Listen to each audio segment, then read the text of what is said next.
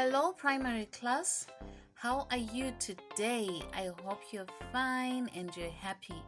Welcome to lesson 12, which has the title, The Bright Light. Our memory text comes from Philippians 4, verse 4. It says, "Rejoice in the Lord always. I will say it again, rejoice." Let's try that again. Philippians 4, verse 4. Rejoice in the Lord always. I will say it again, rejoice. So in our lesson for today, we're going to learn that worship is rejoicing in God's presence. Have you ever seen a light so bright that you would notice it even in the daytime? Once, 3 of Jesus' disciples saw a very bright light, and Peter got really excited about it. Let's find out why. Once, Jesus said to Peter, James, and John, "Come, go with me up the mountain." And he led his 3 friends to the top of a nearby mountain. The disciples may have wondered, why just us 3?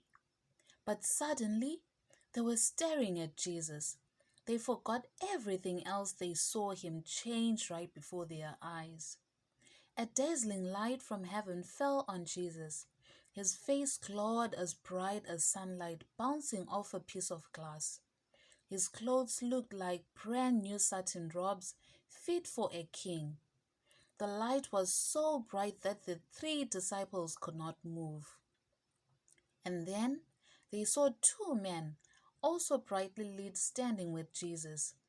Maybe one was wearing a leather purse as Elijah had worn. Maybe the other carried a rod as Moses did when leading the Israelites through the Red Sea. Elijah? Moses? The disciples said in wonder. Then they knew without a doubt that indeed Elijah and Moses had come to encourage Jesus. What a strange and wonderful thing was happening. It seemed too good to be true.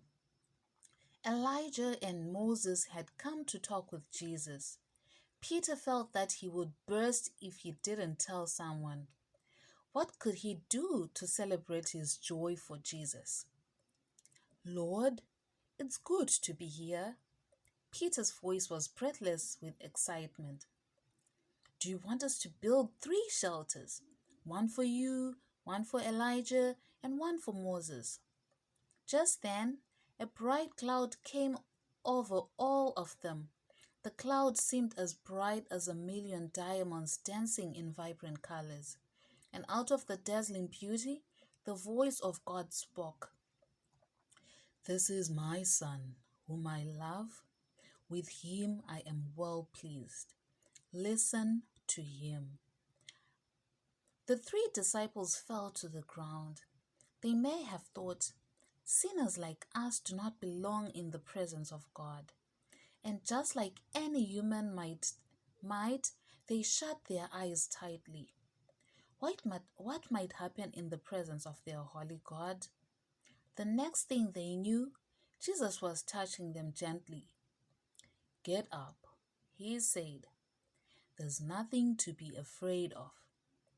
Peter, James, and John sat up and looked around. Moses and Elijah were gone. The light had faded. Jesus was telling them to walk with him back down the mountain.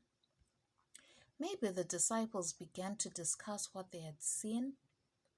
"Don't tell anyone what you have seen," he said, "until the Son of Man has been raised from the dead." As they walked back to meet the other disciples, they asked Jesus many questions. He explained to them some of the things they did not understand.